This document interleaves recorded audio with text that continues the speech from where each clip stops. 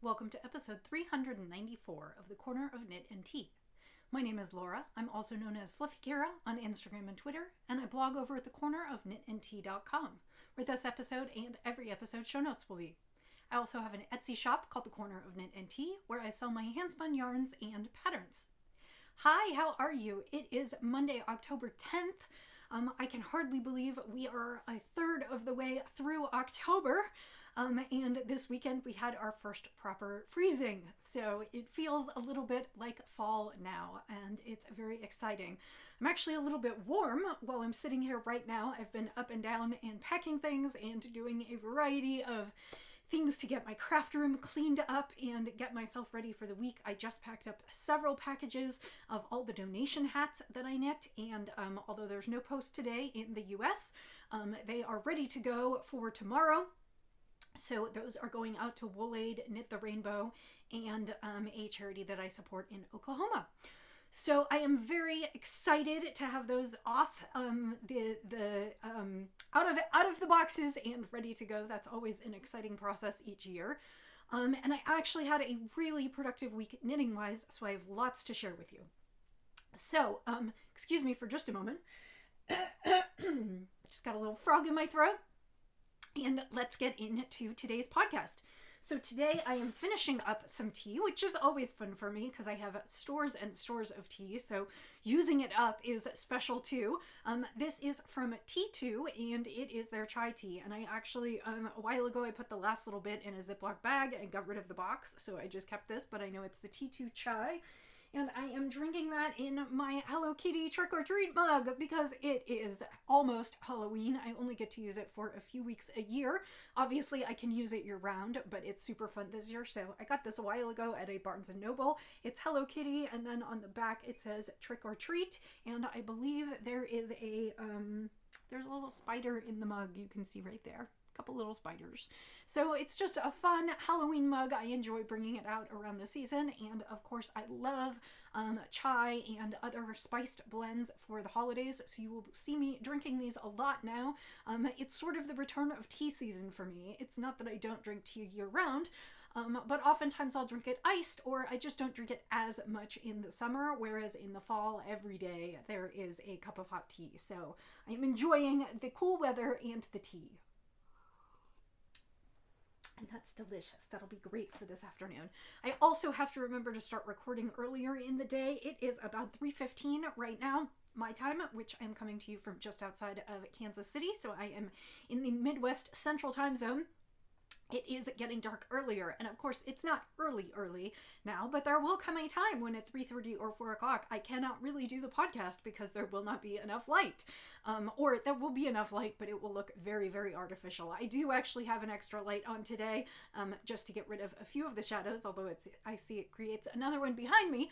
But I am mostly filming in natural light in my craft room / office. So let's talk about the things that are finished, done, over, ready to go this week. So first of all, I finished my nephew's sweater. I told you I had hoped that you would only see this one final time, and I am glad that that is the case. So I used the Crozone pattern by Lisa Chemery for a simple top-down raglan sweater. I omitted her striping. That was pretty much the only change that I made in the pattern. And I knit it in the size 8 and used it as a base canvas for my nephew's sweater. And I decided to embroider, duplicate stitch some Super Mario characters on there. So my nephew is a fan of Luigi, and I had thought about putting another character on the other side, but I just decided against it. I liked Luigi by himself, but what I did do is I did put a Super Mario plant on the one sleeve. So on the opposite sleeve, we've got a little Super Mario plant going up the sleeve. So, and it occurred to me that I could have done it a little bit higher as an elbow patch, but I actually just wanted it kind of coming out of the cuff. And so that's what I did. And so this one is done and ready to go. The birthday boy will be 6 this year. I did knit the sweater a little bit big because I wanted it to fit for longer than a year. So my hope is that he'll have a little room to grow into, although he is growing like a weed. And his birthday is the 3rd week of the month. So that is done, and I'm about to get these ready to pack up and send off to them. I also have a sweater for my niece because her birthday is the 4th week in October, and so she will be 9 this year, and I decided to knit her a pattern. Oh, and it's been several weeks now, or several months since I knit the pattern, but I only just put the buttons on, which is kind of the finished part. So the pattern that I knit for her, I believe it is called Cinnamon. It is by Elena Nodell, who sadly has passed away, but she does have some really lovely patterns, mostly for kids, although she has a pattern like this for adults, and I may have to knit it for myself. The pattern is very cute. It is an A-line cardigan with a big kind of stand-up collar that can be buttoned up or worn down kind of a little bit as a shawl collar. It has a rib, a nice rib detail, pockets. It's got A-line shaping. It's a little more like a coat, and it is really a little bit stylistic, and I really enjoyed knitting it. And so this is the sweater, and I put some cute toggles on there. They don't want to lie quite straight, even though I sewed them fairly straight. But I put some cute toggles on there so she can wear it all. The cardigan itself only has 4 toggles at the top, and would you know, that's exactly what I had in my collection of buttons. It was meant to be. Anyway, so perfect. So those are the 4 buttons that I put in there, and she can wear it like that, or she can wear it with the top 2 unbuttoned, or all of them unbuttoned really, but she can wear it with the top 2 unbuttoned and the collar sort of folded down as well. And this has been washed and blocked and is ready to go, although there is one more thread that I caught when I was, I'm going to pull it out. There is one more thread that needs to be snipped. It is, the ends are woven in. I forgot one end, snipping it at the cuff. And so I need to do that before I send that off to her. I did forget to say that, so the yarns that I used, the blue on this is Dreaming Color Classy in Bedtime, and the green was, this gorgeous green was from Neighborhood Fiber Company. And it is their Studio DK in the colorway Clintonville that they had put on sale for when they were putting their green yarns on sale. So that is what I used for that one, and I used Dreaming Color Classy in the colorway, I believe this is Posy, for my niece, which is kind of a salmony pink and coral colorway. It's a little bit sophisticated. It's not quite your plain bubblegum pink. And I really like Dreaming Color Classy. It holds up well to machine washing, which is wonderful because I knit the kids' sweaters to be washed and dried in the machine on gentle cycle, of course, but I knit them to be machine washable and dryable because kids are messy, and I don't want my sister to have to hand care for everything that I make for them. I generally don't machine wash my stuff, with the exception of I usually do put my socks on the gentle cycle in a lingerie bag. But it is important to me to use superwash and really test it out in my machine and make sure that it's okay before I send it out, because I don't want it getting ruined on anyone else's watch. So those 2 are done, and that's a load off my mind because that means I am ready for October birthdays. I am not quite ready for the holidays, so I still need to work on those. But those were 2 finishes this week that I was thrilled to get through. So, on a not quite finish, but so very close, I am working on a sample for Zen Yarn Garden, and you will see it. You might actually not even see it, to be quite honest, because I am going to finish the rest of it tonight, and then I'm going to wash and block it, and my hope is that I will get this one out the door to make the photo deadline, and so I hope it will go out this coming weekend when it is dry. So I think this will be the last time you will see this, even though it is not 100% complete. I will take completed photos and share them on my Instagram when I am done. This is the Mema cardigan by Megan Nodecker, who is Pip and Pin, and it is a fingering weight cardigan with raglan shaping, and the front and back are done in brioche stitch while the sleeves are done in stockinette. And it is written to be probably about Well, so it is a top-down raglan cardigan, pretty easy. And then the sleeves are written to be, it's weird. They're just slightly longer than elbow length. They're not 3/4, they're not 2/3, they're not bracelet. I don't know where to put them. Just slightly longer than elbow is what I have come up with. And stylistically, the sweater is such that there's, like I said, there's brioche on the front and back, and then the sleeves are stockinette. So I am using some gorgeous yarn from Zen Yarn Garden. My balls are all kind of tangled up here. I am using their Superfine Fingering, which is 90% Superfine Superwash Merino, 10% nylon in the colorway Party Time. So that is what I am using, and I am almost done. So this is the sweater as it stands, and that's not the one I wanted to show you. The one I wanted to show you is that I have a finished sleeve. So the sleeves are very oversized on this. The body is much more fitted, and then the sleeves are meant to be kind of oversized. If you don't want them oversized, she gives instructions in the pattern on how to make them a little bit more form-fitting. I knit to the pattern because I am knitting a sample, and so I wanted to show how it knits up. So I have my first sleeve done. Now the eagle-eyed among you may notice that when I hit the sleeve, I dealt with some pooling. I tried to resolve this. Normally what I do is when I knit a sweater in hand-dyed yarn, I normally alternate the balls of yarn as I'm working through the sweater so that I don't have any areas of pooling.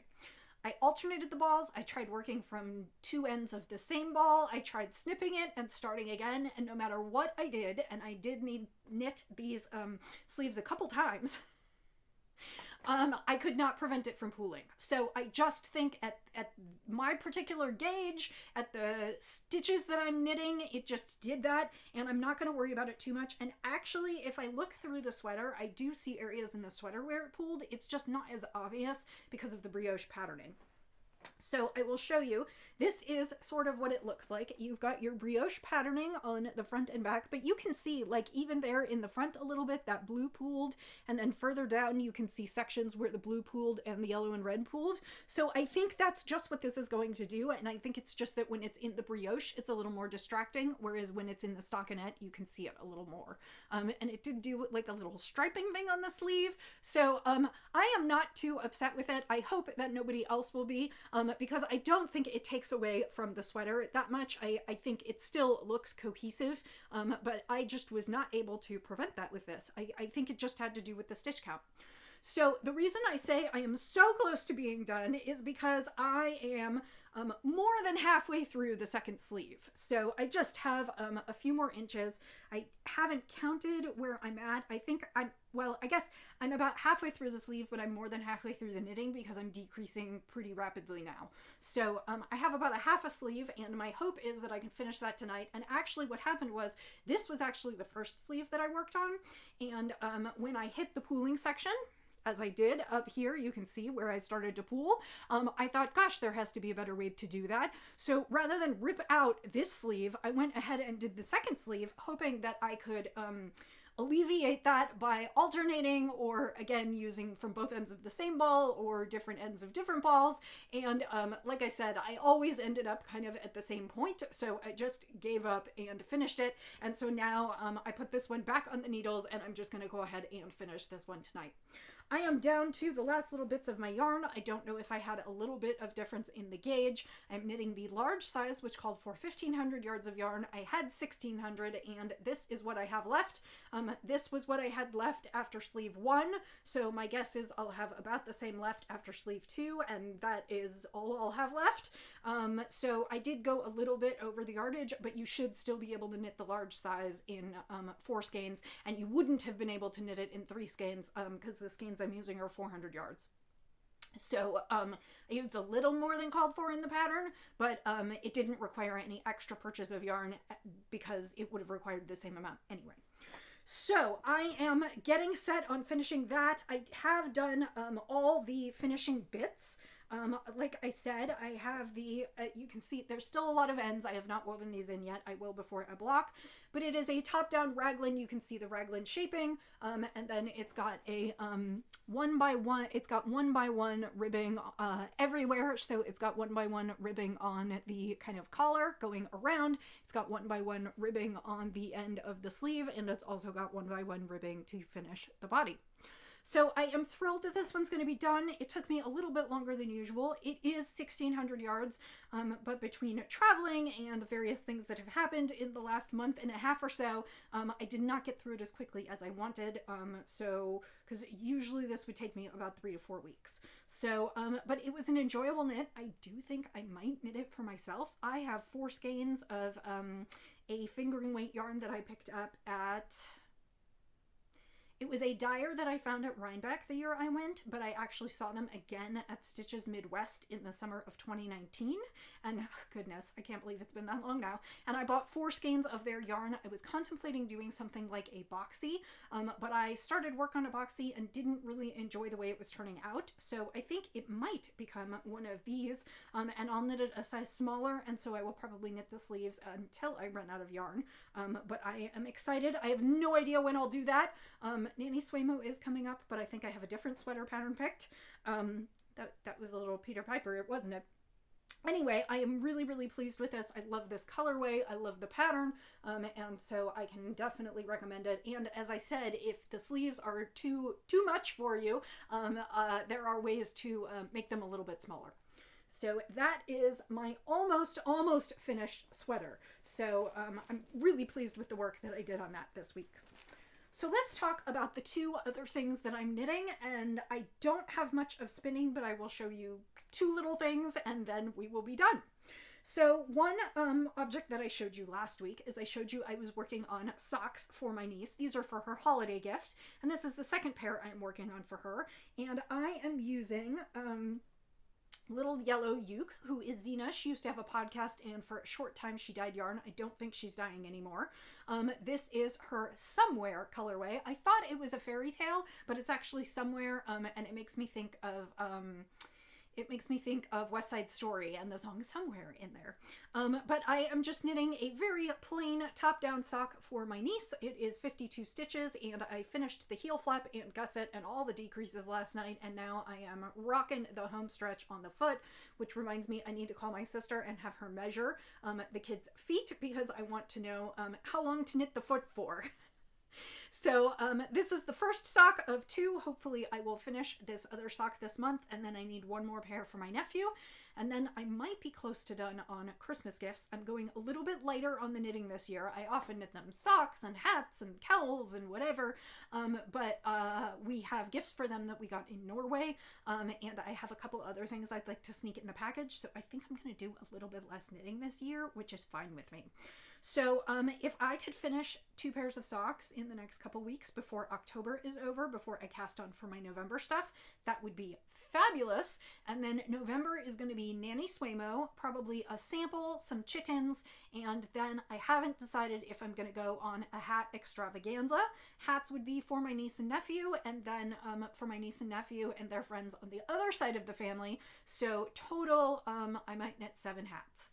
And I will do most of that from stash. At first I was thinking about getting some superwash worsted, but I have a ton of superwash sock yarn, so I am thinking that maybe what I'm going to do is I'm going to go ahead and knit hats for everyone out of my sock yarn stash and just hold it doubled, and that will be amazing. It will get 7 skeins out of my stash, well, 5 skeins out of my stash. I was going to say, for the kids, I actually still have enough left over from both their sweaters that I could probably knit them each a hat that matches their sweaters. So I'm thinking I might do that, because, and I could do a little bit more embroidery on my nephew's hat too, because then that would kind of match their sweaters. So lots of little bits and pieces, but I feel like I'm making good progress on the big stuff, and so that makes me really happy. So hopefully I'll have a finished sock next week. My plan, like I said, for the rest of October is to focus on some little projects. I do have another shawl that I'm going to cast on, and I will show you that yarn in just a minute, which is a sample for Zen Yarn Garden. And then, like I said, otherwise I think I'm going to try and pick up other stuff. I am toying with making December a whip month. My hope is that I can finish almost everything I need to finish for the holidays in November. And then that would mean that in December I can just relax. And my thought is that maybe what I will do is I will go back to some of my whips from throughout the year and see if I can get a few things off the needles before the start of the new year. Two things that I'm thinking about are I started a blanket project with Zen Yarn Garden. We did it as a knit along. It is a small version of Stephen West's honeycomb blanket, and I am about halfway done with the knitting, and it is a small version. So I feel like if I sat down for a week or two, I could probably knock out the rest of it, and that would get that one off the needles. Plus then I'd have leftovers to knit more fun hats. And then, or socks or mittens or whatnot. And then the other thing that I have is I have in the spring, and obviously it wouldn't be seasonally appropriate right now, but I'd still like to finish it. In the spring, I started a cotton cardigan in cotton glacé from Rowan. It was part of the Rowan spring collection. It is called Oyster, and I finished the back piece, and I got a good chunk done on one of the fronts, and it basically needs one more front, and then all I'll have to do is the collar and button band. It's not a button band because it's an open front cardigan, so it'll just be a thick band. So that is all I have to do to finish that, and I feel like that could totally be finishable in December as well. So my thought is I may focus on those two, and then start the year with, I still have a few things on the needles around. Many of them I think are going to need to be ripped, but I'm not usually a person who puts a whip aside. That has been something that I've done more in the recent past as I have samples and other deadline knits. And I would really like to get back to a lot of things and finish them because I don't like having the project half finished. I don't like it hanging over my head, and the objects would be infinitely more useful if they were finished and put together, don't you think? So, a couple more things. I wanted to show you the chicken that I'm currently working on because just in case that didn't seem like enough this week, I have actually been working on a chicken.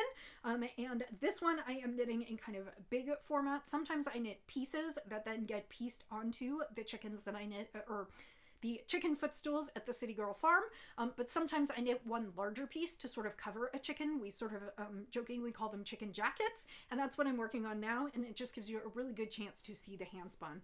So this is some thick and thin, and I am using, I am knitting with loops. We call it loopy knitting, but it's knitting by creating loops on the front, which kind of work as chicken feathers or a little extra texture.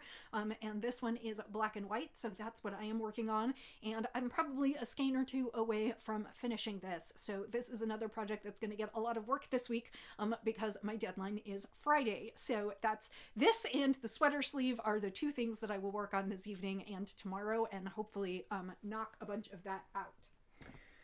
So, let's talk about what's next on my needles. I apologize, I should have opened this before, but I'll just open it and get it out of the way. I am working on a new shawl knit. I thought that's what this was. Okay. I am working on a new shawl knit, and I am, yeah, that's what I thought.